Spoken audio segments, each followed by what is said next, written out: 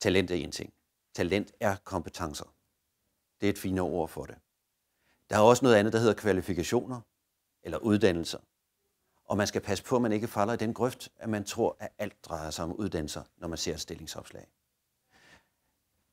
Jeg havde en kollega, der sagde, at forskellen på uddannelse eller kvalifikationer og så kompetencer er ganske enkelt. Hun sagde, jeg har taget et kørekort for 15 år siden, og der er ingen, der har taget det fra mig, for jeg har aldrig brugt det.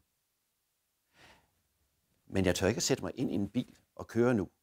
Er jeg så kompetent til at køre? Det er jeg ikke. Jeg vil nødig køre med hende i hvert fald.